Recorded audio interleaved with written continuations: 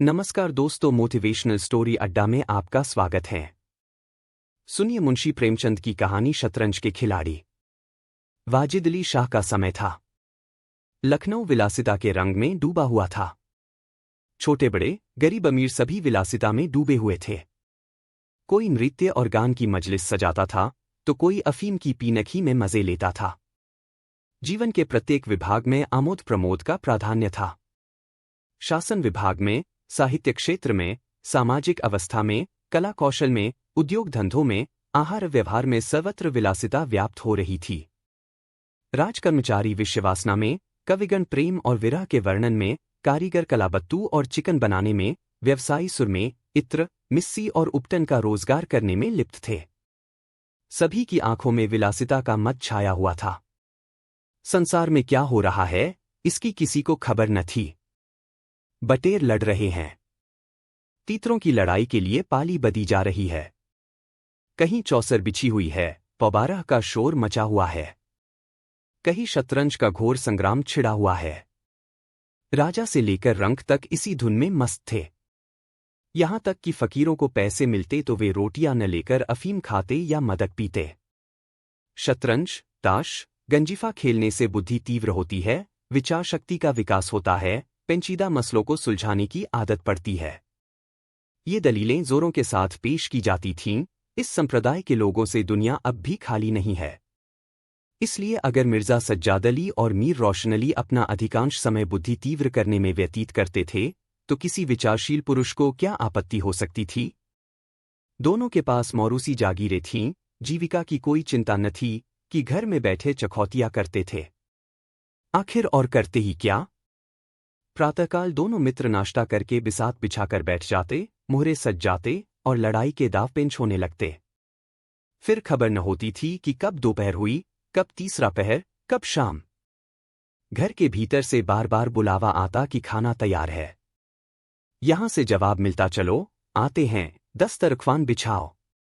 यहां तक कि बावर्ची विवश हो कि कमरे ही में खाना रख जाता था और दोनों मित्र दोनों काम साथ साथ करते थे।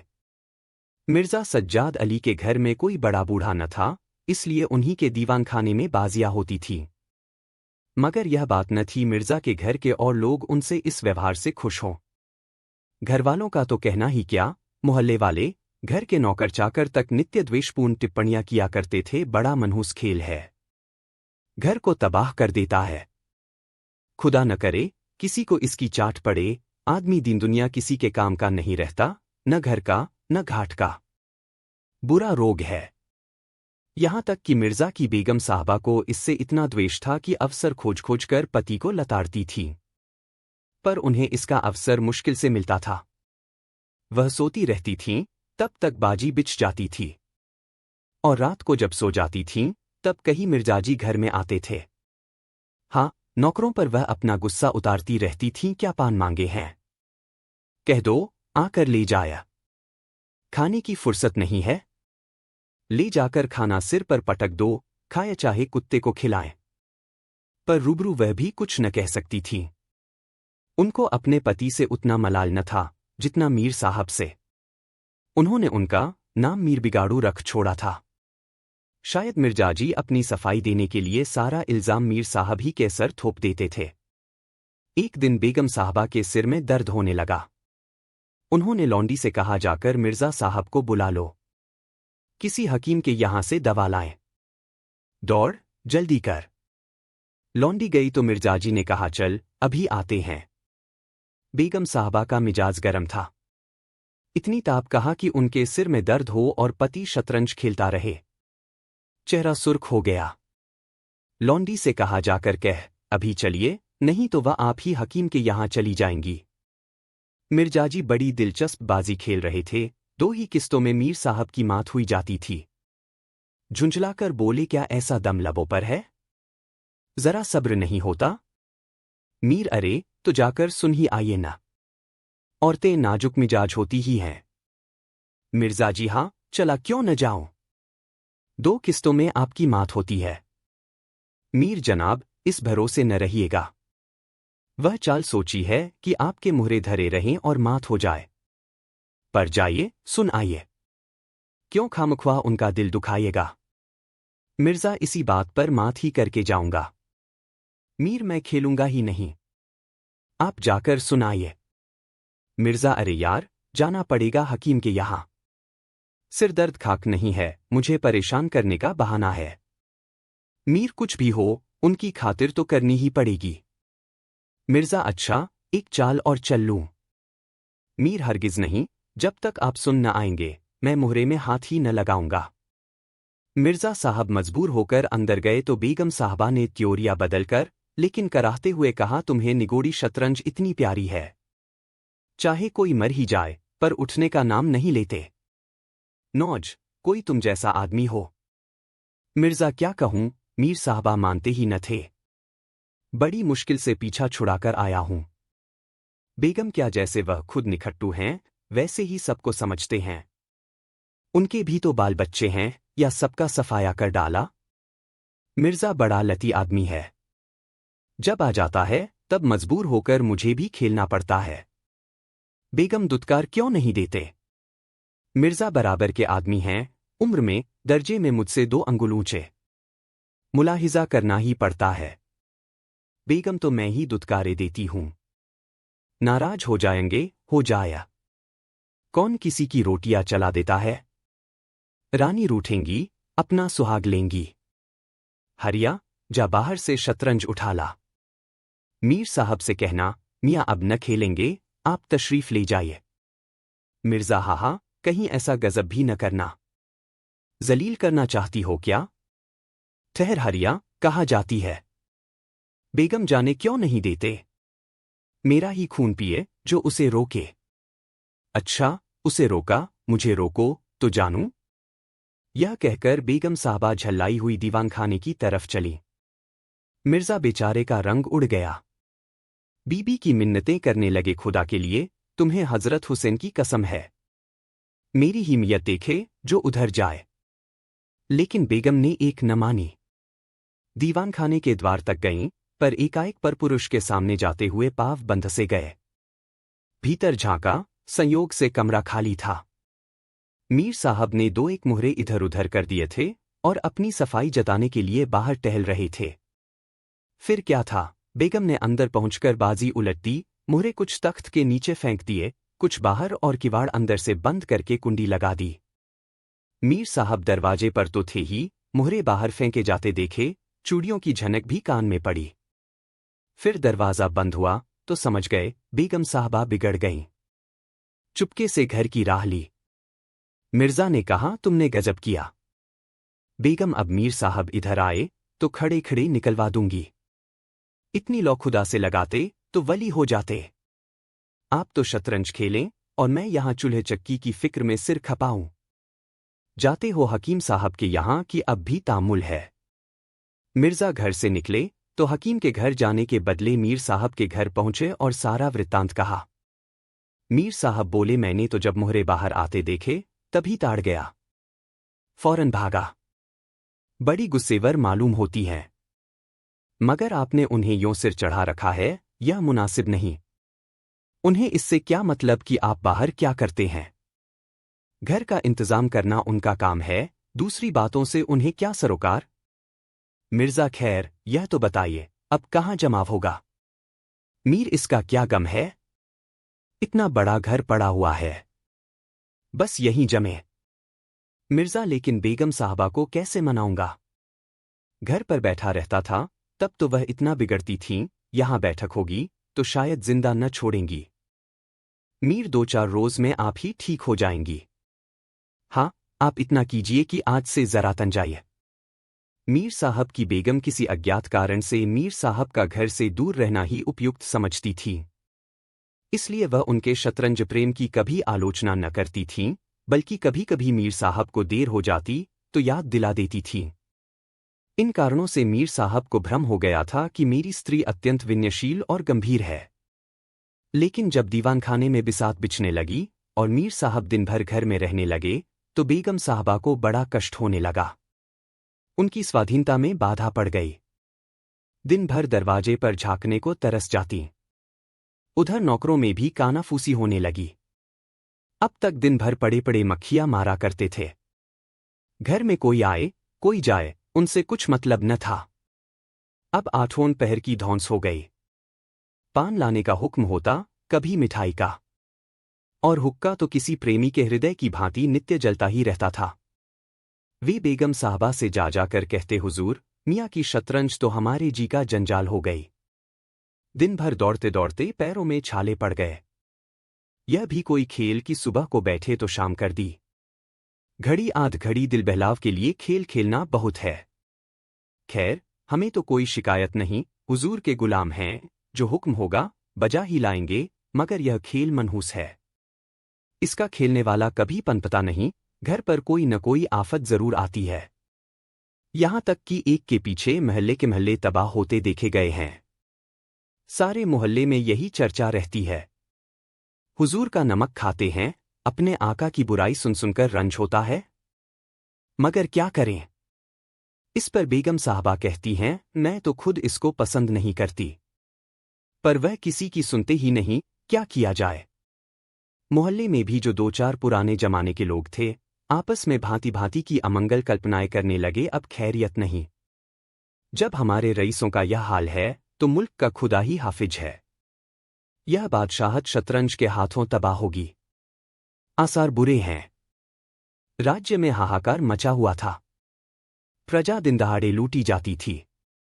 कोई फरियाद सुनने वाला न था।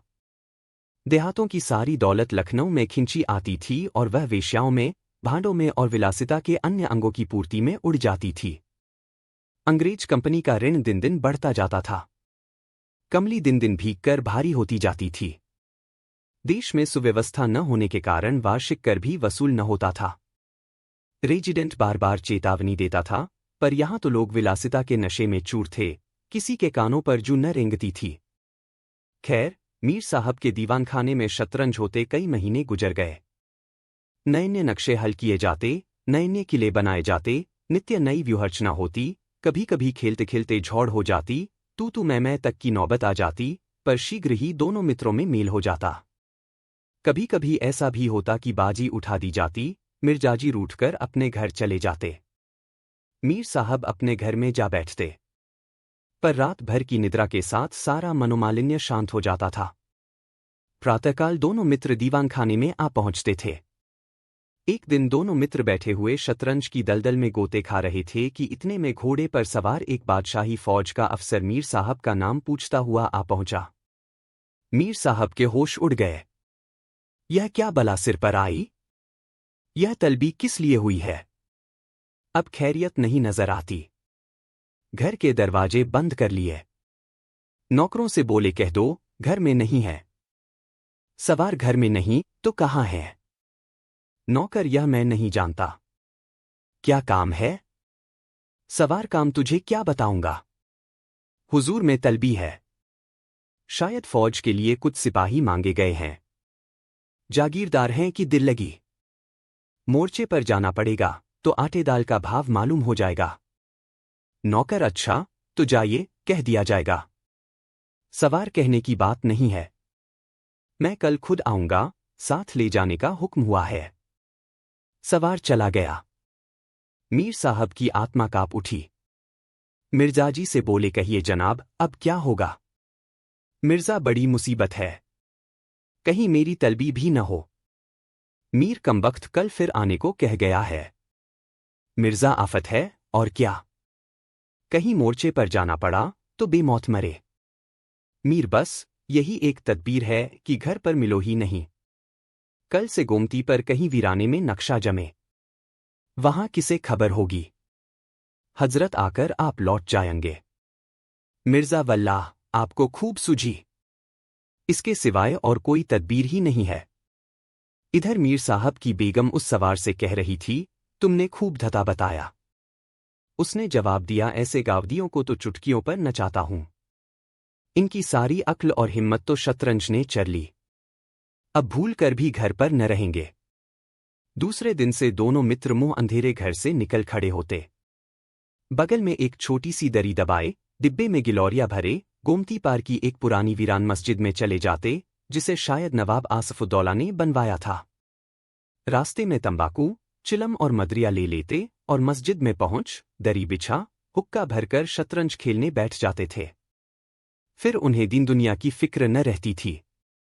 किश्त, शह आदि दो एक शब्दों के सिवा उनके मुंह से और कोई वाक्य नहीं निकलता था। कोई योगी भी समाधि में इतना एकाग्र न होता होगा। दोपहर को जब भूख मालूम होती तो दोनों मित्र किसी नानबाई की दुकान पर जाकर खाना खाते और एक चिलम हुक्का पीकर फिर संग्राम क्षेत्र में डट जाते। कभी कभी तो उन्हें भोजन का भी ख्याल न रहता था। इधर देश की राजनीतिक दशा भयंकर होती जा रही थी। कंपनी की फौजें लखनऊ की तरफ बढ़ी चली आती थीं। शहर में हलचल मची हुई थी। लोग बाल बच्चों को लेकर देहातों में भाग रहे थे। पर हमारे दोनों खिलाड़ियों को इनकी जरा भी फिक्र न थी। वे घर से आते तो गलियों में होकर। डर था कि कहीं किसी बादशाही मुलाजिम की निगाह न पड़ जाए जो बेकार में पकड़ जाए। हजारों रुपए सालाना की जागीर मुफ्त ही हजम करना चाहते थे। एक दिन दोनों मित्र मस्जिद के खंडहर में बैठे हुए शतरंज खेल रहे थे। मिर्जा की बाजी कुछ कमजोर थी। मीर साहब उन्हें किश्त पर किश्त दे रहे थे। इतने में कंपनी के सैनिक आते हुए दिखाई दिए। वह गोरों की फौज थी जो लखनऊ पर अधिकार जमाने के लिए आ रही थी। मीर साहब बोले, अंग्रेजी फौज आ रही है, खुदा खैर करे। मिर्जा आने दीजिए, किश्त बचाइए। यह किश्त। मीर जरा देखना चाहिए, यहीं आड़ में खड़े हो जाया। मिर्जा देख लीजिएगा, जल्दी क्या है, फिर किश्त। मीर तोपखाना भी है। कोई 5,000 आदमी होंगे, कैसे कैसे जवान हैं। लाल बंदरों के से मुंह। सूरत देखकर खौफ मालूम होता है। मिर्जा जनाब, हीले न कीजिए। ये चकमे किसी और को दीजिएगा। यह किश्त। मीर, आप भी अजीब आदमी हैं। यहां तो शहर पर आफत आई हुई है और आपको किश्त की सूझी है। कुछ इसकी भी खबर है कि शहर घिर गया तो घर कैसे चलेंगे। मिर्जा, जब घर चलने का वक्त आएगा तो देखा जाएगा यह किश्त। बस अब की शह में मात है। फौज निकल गई। 10 बजे का समय था। फिर बाजी बिछ गई। मिर्जा, आज खाने की कैसे ठहरेगी। मीर, अजी, आज तो रोजा है। क्या आपको ज्यादा भूख मालूम होती है। मिर्जा, जी नहीं। शहर में न जाने क्या हो रहा है। मीर, शहर में कुछ न हो रहा होगा। लोग खाना खा खाकर आराम से सो रहे होंगे। हुजूर नवाब साहब भी ऐशगाह में होंगे। दोनों सज्जन फिर जो खेलने बैठे तो 3 बज गए। अब की मिर्जा जी की बाजी कमजोर थी। 4 का गजल बज ही रहा था कि फौज की वापसी की आहट मिली। नवाब वाजिदली पकड़ लिए गए थे और सेना उन्हें किसी अज्ञात स्थान को लिए जा रही थी। शहर में न कोई हलचल थी, न मारकाट। एक बूंद भी खून नहीं गिरा था। आज तक किसी स्वाधीन देश के राजा की पराजय इतनी शांति से, इस तरह खून बहे बिना न हुई होगी। यह वह अहिंसा न थी जिस पर देवगण प्रसन्न होते हैं। यह वह कायरपन था जिस पर बड़े बड़े कायर भी आंसू बहाते हैं। अवध के विशाल देश का नवाब बंदी चला जाता था और लखनऊ ऐश की नींद में मस्त था। यह राजनीतिक अधःपतन की चरम सीमा थी। मिर्जा ने कहा, हुजूर नवाब साहब को जालिमों ने कैद कर लिया है। मीर होगा, यह लीजिए शह। मिर्जा जनाब, जरा ठहरिए। इस वक्त इधर तबीयत नहीं लगती। बेचारे नवाब साहब इस वक्त खून के आंसू रो रहे होंगे। मीर, रोया ही चाहें। यह ऐश वहां कहाँ नसीब होगा। यह किश्त। मिर्जा, किसी के दिन बराबर नहीं जाते। कितनी दर्दनाक हालत है। मीर, हां, सो तो है ही, यह लो, फिर किश्त। बस अब की किश्त में मात है, बच नहीं सकते। मिर्जा, खुदा की कसम, आप बड़े बेदर्द हैं। इतना बड़ा हादसा देखकर भी आपको दुख नहीं होता। हाय गरीब वाजिदली शाह। मीर, पहले अपने बादशाह को तो बचाइए, फिर नवाब साहब का मातम कीजिएगा। यह किश्त और यह मात। लाना हाथ। बादशाह को लिए हुए सेना सामने से निकल गई। उनके जाते ही मिर्जा ने फिर बाजी बिछा दी। हार की चोट बुरी होती है। मीर ने कहा, आइए नवाब साहब के मातम में एक मरसिया कह डालें। लेकिन मिर्जा की राजभक्ति अपनी हार के साथ लुप्त हो चुकी थी। वह हार का बदला चुकाने के लिए अधीर हो रहे थे। शाम हो गई। खंडहर में चमगादड़ों ने चीखना शुरू किया। अबाबीलें आकर अपने अपने घोंसलों में चिमटी। पर दोनों खिलाड़ी डटे हुए थे, मानो दो खून के प्यासे सूरमा आपस में लड़ रहे हों। मिर्जाजी 3 बाजियां लगातार हार चुके थे, इस चौथी बाजी का रंग भी अच्छा न था। वह बार बार जीतने का दृढ़ निश्चय करके संभल कर खेलते थे, लेकिन एक न एक चाल ऐसी बेढबा पड़ती थी जिससे बाजी खराब हो जाती थी। हर बार हार के साथ प्रतिकार की भावना और भी उग्र होती थी। उधर मीर साहब मारे उमंग के गजलें गाते थे, चुटकियां लेते थे, मानो कोई गुप्त धन पा गए हों। मिर्जाजी सुन सुनकर झुंझलाते और हार की झेंप को मिटाने के लिए उनकी दाद देते थे। पर ज्यों-ज्यों बाजी कमजोर पड़ती थी, धैर्य हाथ से निकला जाता था। यहां तक कि वह बात बात पर झुंझलाने लगे, जनाब, आप चाल बदला न कीजिए। यह क्या कि एक चाल चले और फिर उसे बदल दिया।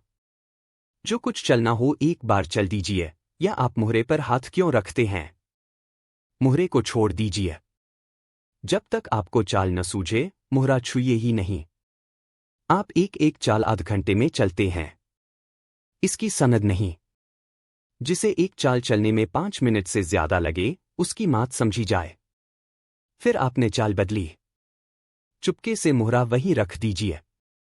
मीर साहब का फर्जी पिटता था। बोले, मैंने चाल चली ही कब थी?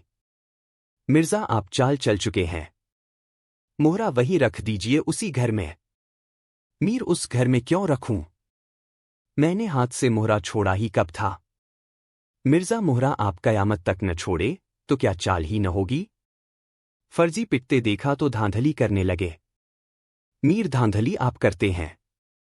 हार जीत तकदीर से होती है, धांधली करने से कोई नहीं जीतता। मिर्जा, तो इस बाजी में तो आपकी मात हो गई। मीर, मुझे क्यों मात होने लगी? मिर्जा, तो आप मुहरा उसी घर में रख दीजिए जहां पहले रखा था। मीर, वहां क्यों रखूं? नहीं रखता। मिर्जा, क्यों न रखिएगा? आपको रखना होगा। तकरार बढ़ने लगी। दोनों अपनी अपनी टेक पर अड़े थे। न यह दबता था न वह। अप्रासंगिक बातें होने लगीं। मिर्जा बोले, किसी ने खानदान में शतरंज खेली होती तब तो इसके कायदे जानते। वे तो हमेशा घास छीला करते, आप शतरंज क्या खेलिएगा? रियासत और ही चीज है। जागीर मिल जाने से ही कोई रईस नहीं हो जाता। मीर, क्या घास आपके अब्बाजान छीलते होंगे? यहां तो पीढ़ियों से शतरंज खेलते चले आ रहे हैं। मिर्जा, अजी जाइए भी, गाजी उद्दीन हैदर के यहां बावर्ची का काम करते करते उम्र गुजर गई, आज रईस बनने चले हैं। रईस बनना कुछ दिल्लगी नहीं है।